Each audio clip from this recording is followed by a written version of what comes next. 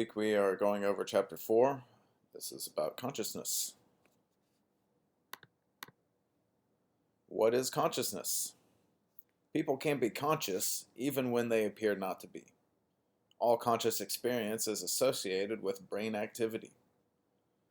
Variations in consciousness occur naturally, and conscious can be manipulated. Also, conscious experience varies from person to person. Definition of consciousness is one subjective experience of the world resulting from brain activity. The brain and the mind are inseparable. Each of us experiences consciousness personally, and we cannot know if two people experience the world in exactly the same way.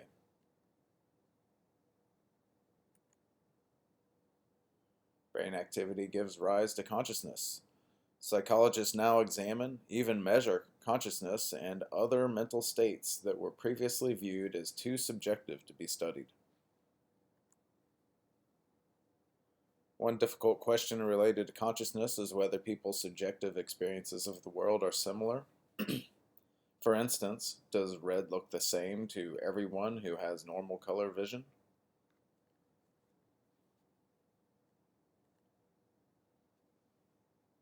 Consciousness and neural responses. Research participants were shown images with houses superimposed on the faces.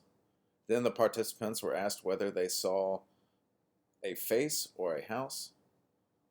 When they reported seeing a face, activity increased in face recognition areas of the brain. And when they reported seeing a house, activity increased in object recognition areas. This example shows that people experience reality differently. They did not all see the same thing. The global workplace model posits that consciousness arises as a function of which brain circuits are active. In some cases, brain-injured patients are unaware of their deficits. This is called hemineglect. Most importantly, the global workspace model presents no single area of the brain as responsible for general awareness.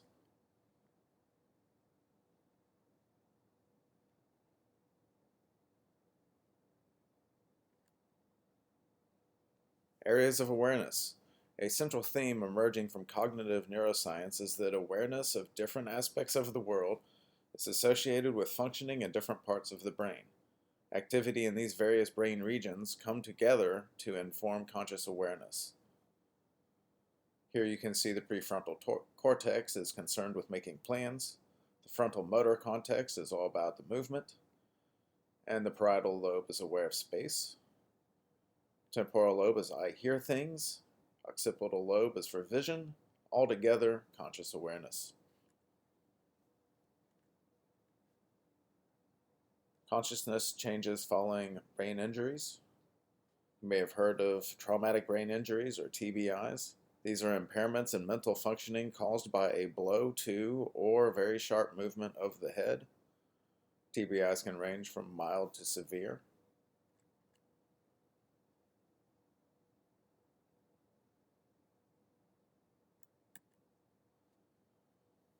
Another state of consciousness, or lack thereof, is a coma. Conditions of impaired consciousness provide useful points of contrast to normal, fully functioning consciousness. As I said, a coma is a lack of normal consciousness. It allows the brain to rest. You cannot be awakened, and you fail to respond normally to pain, light, and sound.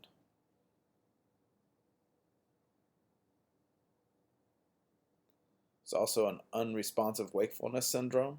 This is a full coma that lasts for more than a month. This was formerly known as a vegetative state.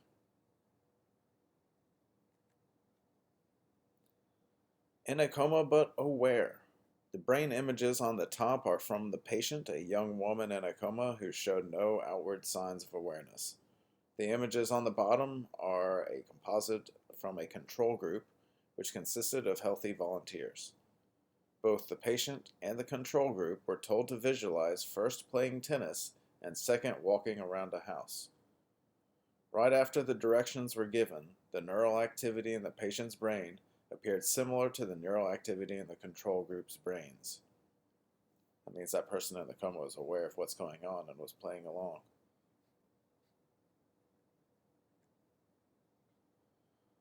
Brain death.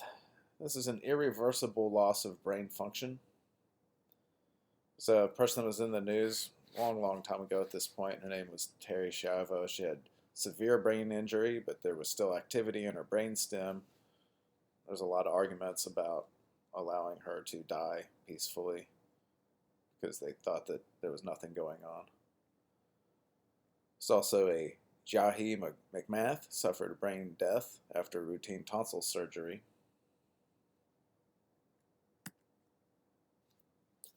All right, locked-in syndrome. This is a state of consciousness marked by an inability to move or communicate. If you've ever heard of sleep paralysis, this would be similar to that. As a psychological state, locked-in syndrome has been compared to being buried alive. You see all the sights around you and hear every noise, but you cannot respond physically to these sights and noises.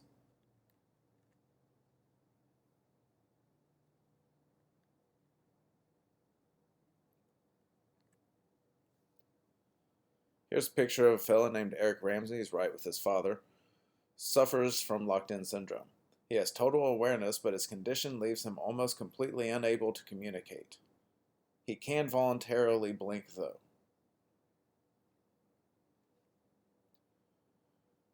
All right, that concludes part 1 of chapter 4.